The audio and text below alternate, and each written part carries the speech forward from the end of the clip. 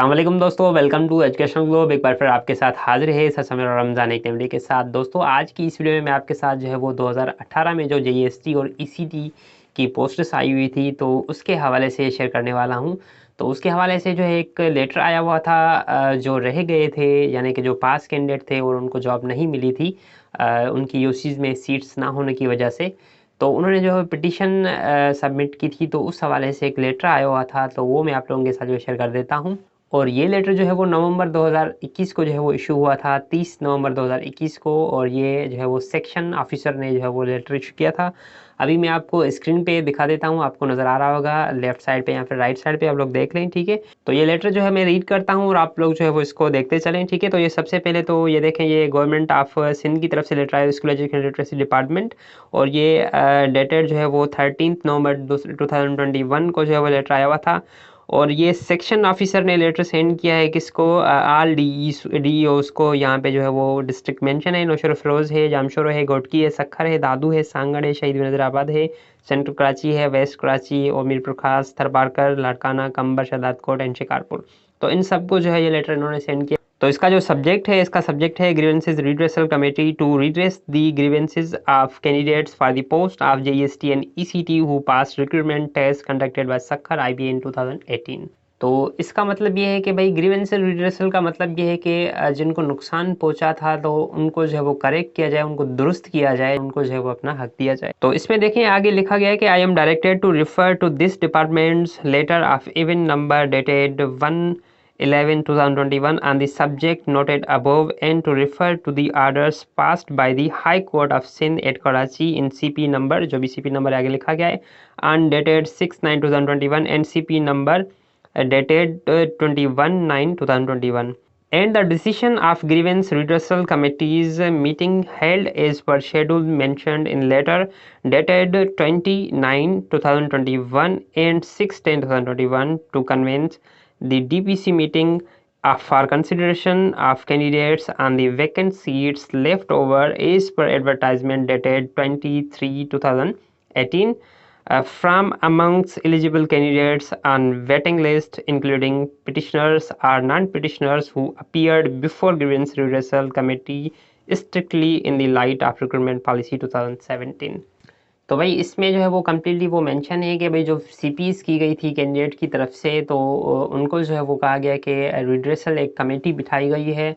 और इसकी जो है वो रिड्रेसल का मतलब है यानी को जो है वो रिड्रेस किया जाए, यानी कि फिर से इनको जो है वो कहीं पे एडजस्ट किया जाए। आसान अल्फाजों में कहें कि भाई एडजस्ट किया जाए। तो रिड्रेसल कमेटी इन्होंने बिठाई है और इनको स्ट्रिक्टली जो है वो कहा है कि इस पे जो है वो आप लोग काम करें।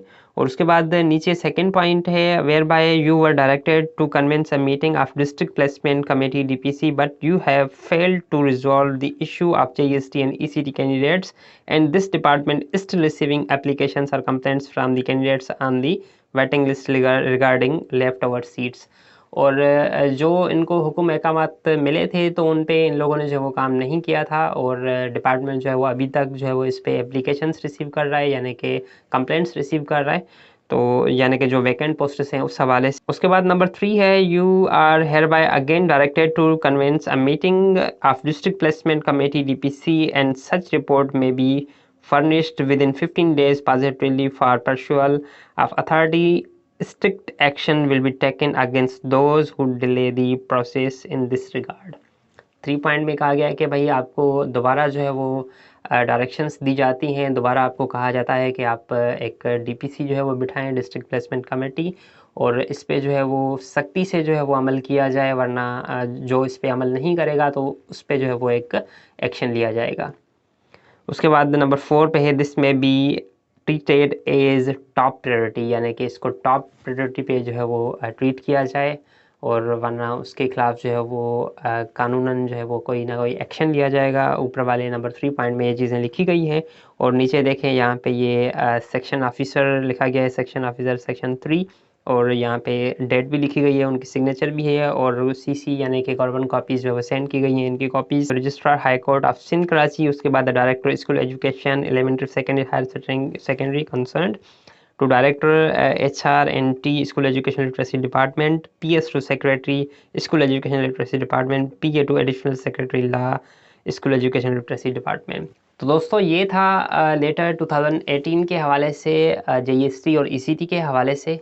और इसमें आप लोगों ने देखा है कि भाई जिन्होंने पिटिशन की थी उसके हवाले से भी है, और जिन्होंने पिटिशन नहीं की थी तो उनके हवाले से भी ये लेटर था, और जिस पे शायद अभी तक अमल नहीं हुआ है, क्योंकि अगर अमल होता तो फिर अभी इनका कोई ना कोई पॉजिटिव जो है वो रिस्पांस आ जाता। लेकिन इसका ये मतलब नहीं है कि अभी तक अमल नहीं हुआ तो नहीं होगा, ऐसा नहीं है, क्योंकि उन्होंने स्ट्रिक्टली जो है वो ऑर्डर्स दिए हुए हैं कोर्ट, हाई कोर्ट सिंध ने, तो इंशाल्लाह इस पे अमल होगा। और दूसरी बातें भी चल रही है 2013 के हवाले से, जो PST के कैंडिडेट्स थे तो उनके हवाले से भी जो है वो बातें चल रही हैं। तो जितना मुझे पता है वो मैं आप लोगों के साथ जो है शेयर कर देता हूँ। तो ये यूँ हुआ था कि एक 7 सिटी का एक लड़का था, और उन्होंने जो है वो पिटिशन फाइल की थी, तो उनके हवाले से एक लेटर इशू हुआ था। लेकिन वो लेटर जो है वो अनफॉर्चुनेटली मेरे पास नहीं है। अगर आप लोगों में से किसी के पास है तो मुझे वो सेंड कर दे, तो उस पर भी मैं एक डिटेल्ड वीडियो जो है बना दूंगा। तो सिर्फ उस एक लड़के का जो है वो कहा गया है, तो उसके बिहाफ ऑफ पे जो है वो दूसरे कैंडिडेट कह रहे हैं कि हम भी पिटिशन फाइल करेंगे।